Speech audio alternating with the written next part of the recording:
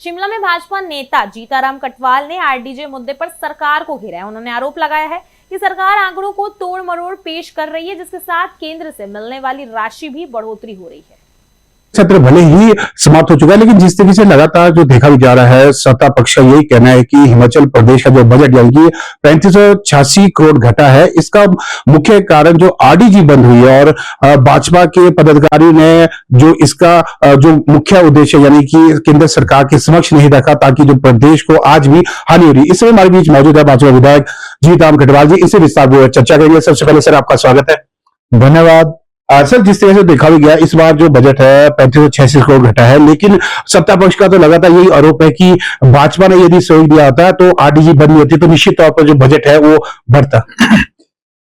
देखिए, जो आरडीजी का जो इशू है, इसमें एक फुल फ्लेज डिबेट सरकार ने करवाई है और मैं इतना स्पष्ट कर देता हूं कि जो बजट आपने भी, जैसा आपको मालूम है कि 3586 करोड़ रुपए कम हुआ।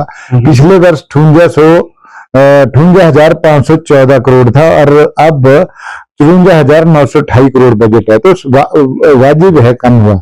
परंतु सरकार का काम अपने काम को एक बहुत अच्छा बनाने की एक अप्रोच होती है और अपोजिशन का काम जो होता है वो उनकी खामियों को उजागर करना, और हम ऑनेस्टली उजागर करते हैं।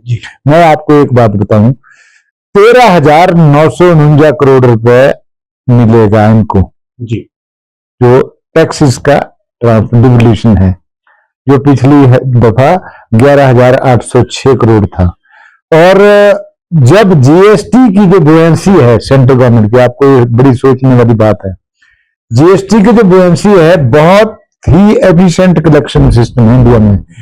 डायरेक्ट ट्रांसफर है, डायरेक्ट बेनिफिट ट्रांसफर, जैसे सरकार किसको पैसा देती है, किसान सम्मान निधि, कोई भी चीज का पैसा है केंद्र सरकार का, वो उसके खाते में जाता है।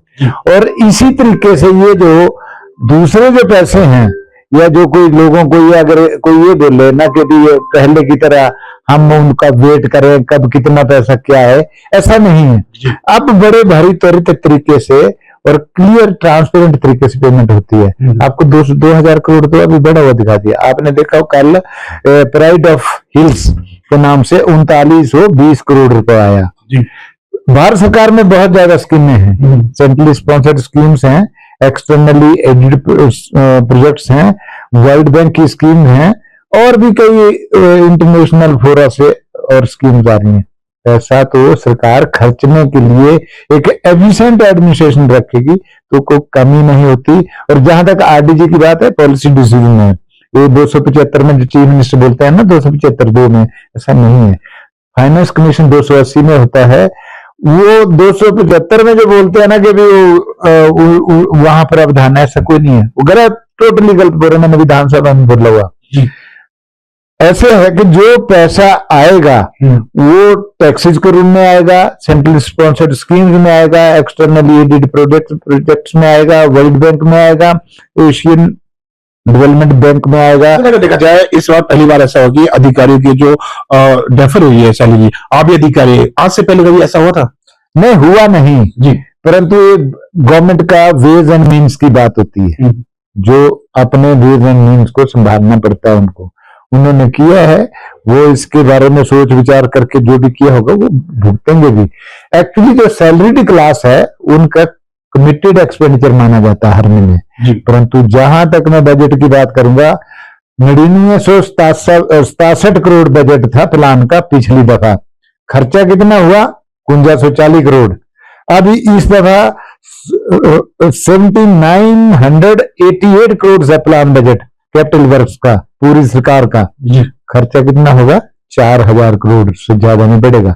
तो माइनस बजट बोला हुआ मैंने जी। माइनस बजट के है कि 100 रुपए रखे पर खर्चेंगे हम 40।